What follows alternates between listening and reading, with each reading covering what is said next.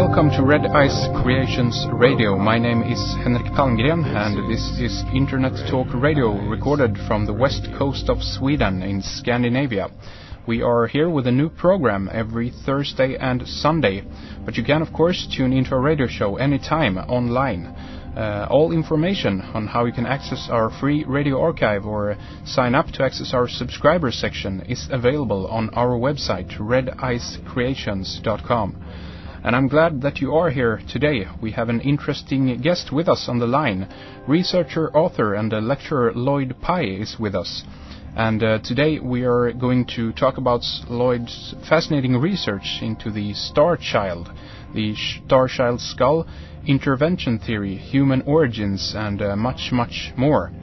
I also want to mention that Lloyd is the author to Everything You Know Is Wrong, Origins of Life and Humans. And his latest book is called The Star Child Skull, Genetic Enigma or Human-Alien Hybrid. The websites that you should take a look at right away is lloydpye.com, and that is Lloyd Pye spelled LLOYDPYE.com, lloydpye.com. And there's also starchildproject.com, and there's tons of information up there for you to look at. Articles, photos, slideshows and audio presentations on everything from human origins to megaliths, hominoids, and of course the star child skull. And I'm looking forward to dive into these very fascinating subjects here today. So let's say welcome to Lloyd Pye to the program. Thank you so much for joining us, Lloyd. Thank you for having me. It's always a pleasure to be on programs from other countries to bring the material and the information that I have to those places that don't necessarily often get to be exposed to it. And I think certainly the star child is one of the most important things in the world today. Not that many people know about it yet, but we're certainly busy trying to get the word out, and this is a wonderful venue for doing that in Sweden. Absolutely. I totally agree. That's what we're trying to do here, highlight information that aren't, that much highlighted in the mainstream, as it were, and of course the Internet gives us that wonderful opportunity to dive into these subjects more and more. And there's so many topics here to address today. Of course, the Star Child Skull and the Star Child Project, human origins itself, and what you refer to as the intervention theory. And I guess it all kind of ties together on one level. But let's start at the beginning, Lloyd. If you will, tell us how you got on this track to begin with. That's always fascinating to hear. Well, I'm 60 years old now, and so it goes back to 1968, actually, when I was a senior in college. And, you just go into the library one day and you're looking around and you see a book and you pull it out and you start reading and your life is changing and you don't really realize it.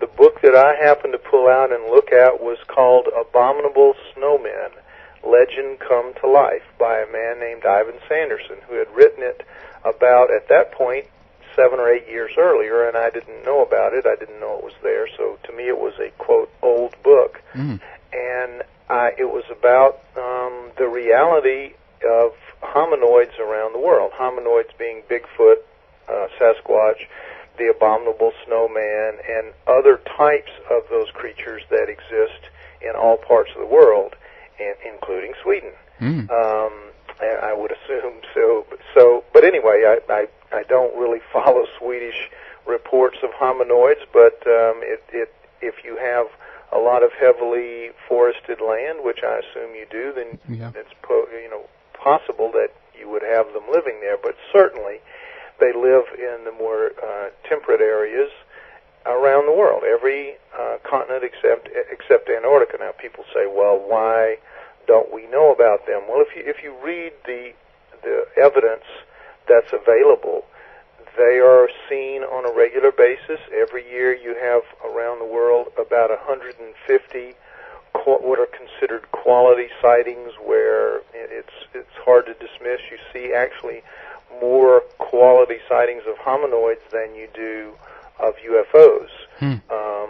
So they're there, and the footprints that they leave are manifest. They're real. They are not made by ghosts.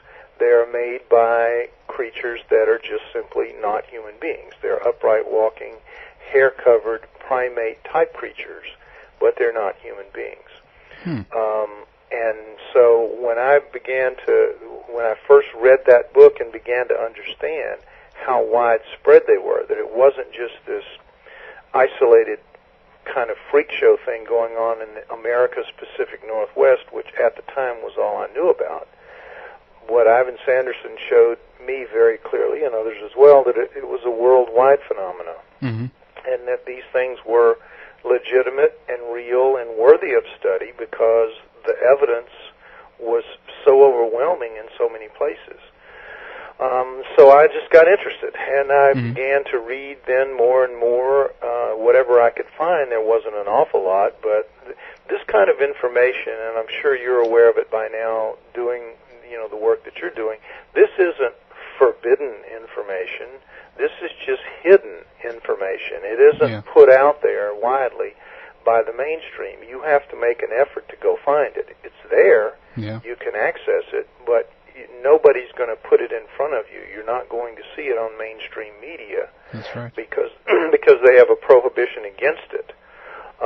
So you just find it as best you can. So it generally takes a long time to develop a real thorough base of knowledge about it. So it took me a number of years to fill my head with enough information about hominoids to where I felt like I knew something, worthwhile about it. But by the time I was 30, I was just convinced, utterly convinced, that hominoids were the native, indigenous, upright walking primate creatures of planet Earth, and that human beings did not evolve here. We couldn't have, according to the way I read the fossil record, because if you look at the fossil record, all the creatures that we are told we descend from in a direct line of descent by Darwinian evolution, if you look at those creatures,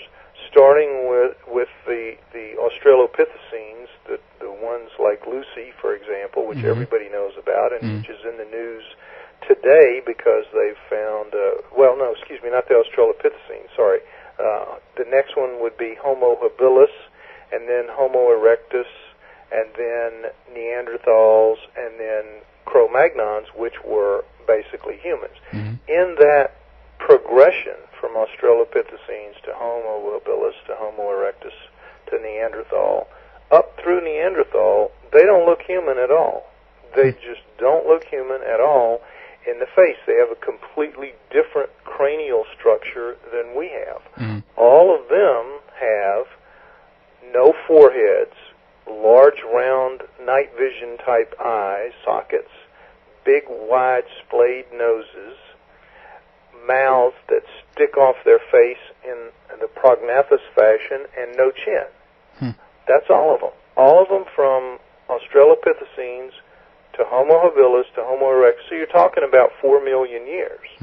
4 million years of evolution produces these creatures who all look the same. They just get bigger, and they have variations that allow people to say, well, this is a different species, but still they are maintaining those fundamental cranial characteristics, all of them. And then suddenly, boom, at around 120,000 years ago in the fossil record, 120,000 years ago in the fossil record, you have this sudden appearance of a new creature, Cro-Magnon, that looks like humans. Now you have a forehead where you didn't before.